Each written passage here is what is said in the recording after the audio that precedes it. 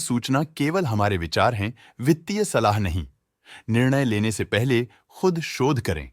किसी भी लाभ या हानि के लिए हम उत्तरदायी नहीं हैं।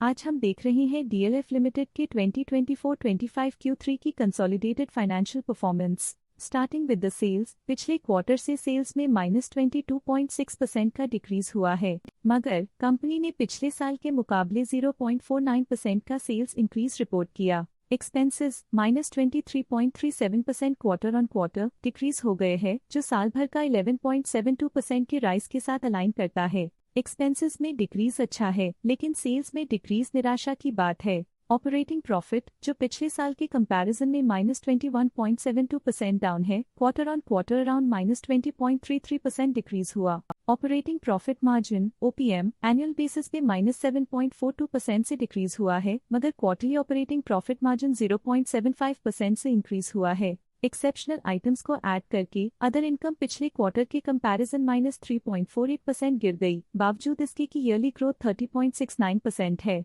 इंटरेस्ट एक्सपेंसेस पिछले क्वार्टर से 0.42% अप हुआ, लेकिन ईयर ओवर ईयर इंक्रीज 12.13% है। डिप्रिशिएशन कॉस्ट्स में 2.68% का क्लाइम देखने को मिला और ईयरली बेसिस पे 2.08% का इंक्रीज देखने को मिला। प्रॉफिट बिफोर टैक्स एनुअली 0.16% बढ़ा, लेकिन प्रीसीडिंग क्वार्टर से -13.3% डिक्रीज हुआ। इस साल कंपनी ने 26.4% टैक्स पे किया और क्वार्टरली कंपनी ने 153.51% टैक्स पे किया। नेट प्रॉफिट ने ईयर ऑन ईयर 61.46% का इंक्रीज दिखाया, लेकिन लास्ट क्वार्टर से -23.35% का कंट्रैक्शन हुआ है। इस क्वार्टर के दौरान कंपनी का परफॉर्मेंस इतना अच्छा नहीं रहा, नेगेटिव नेट प्रॉफिट लॉसेस को इंडिकेट करता है। वहीं अगर एनुअल एनालिसिस की बात करें तो इस साल कंपनी का परफॉर्मेंस काफी अच्छा था। अर्निंग्स पर शेयर (EPS) में साल भर में 1.63 का इंक्रीज देखा गया, लेकिन क्वार्टरली में 23.3% की गिरावट भी नजर आई। इस क्वार्टर में कंपनी का EPS इतना अच्छा नहीं रहा, नेगेटिव प्रॉफिट कमजोर एफिशिएंसी को दिखाता है।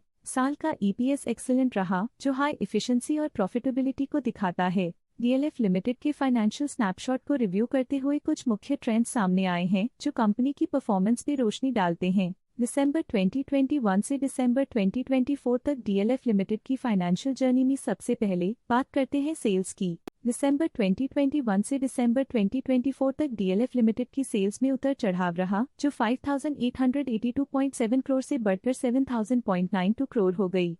ये फ्लक्चुएशंस मार्केट कंडीशंस के इम्पैक्ट को दर्शाते हैं। अब बात करते हैं एक्सपेंसेस की। एक्सपेंसेस पिछले 4 सालों में 4,053.82 करोड़ से बढ़कर 5,490.98 करोड़ हो गए हैं। यहाँ सेल्स बढ़ रही हैं और एक्सपेंसेस भी बढ़ रहे हैं। बढ़ती सेल्स और एक्सपेंसेस ग्रोथ और इन्वेस्टमेंट को इंडिकेट करते हैं, पर सस्टेन प्रॉफिटेबिलिटी के लिए केयरफुल मैनेजमेंट जरूरी है। ऑपरेटिंग प्रॉफिट दिसंबर 2022 में 1,695.07 करोड़ के आसपास रहा, फिर 2024 में 1,509.94 करोड़ तक पहुंच गया।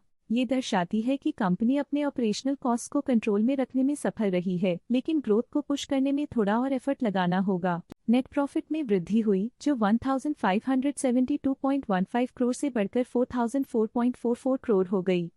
ये पॉजिटिव चेंज पिछले साल के कंपैरिजन में कंपनी के एक्सीलेंट परफॉर्मेंस को दिखाते हैं। जब नेट प्रॉफिट में ग्रोथ हुई, EPS भी सुधार गया, जो 6.36 से बढ़कर 16.19 हो गया। कंपनी ने एक्सीलेंट परफॉर्मेंस दिखाया है, जो शेयरहोल्डर्स के लिए एक बहुत अच्छा साइन है। ये पॉजिटिव परफॉर्मेंस डीएलएफ लिमिटेड के लिए एक एनकरेजमेंट है, जो कंपनी की इफेक्टिव स्ट्रेटेजिक प्लानिंग और फाइनेंशियल मैनेजमेंट को हाईलाइट करती है, और ये दर्शाता है कि अगर ये मोमेंटम बरकरार रखा जाए तो आने वाले समय में और भी ज्यादा ग्रोथ और स्टेबिलिटी हासिल की जा सकती है। अब नजर डालते हैं डीएलएफ के स्टॉक रिकमेंडेशन पे।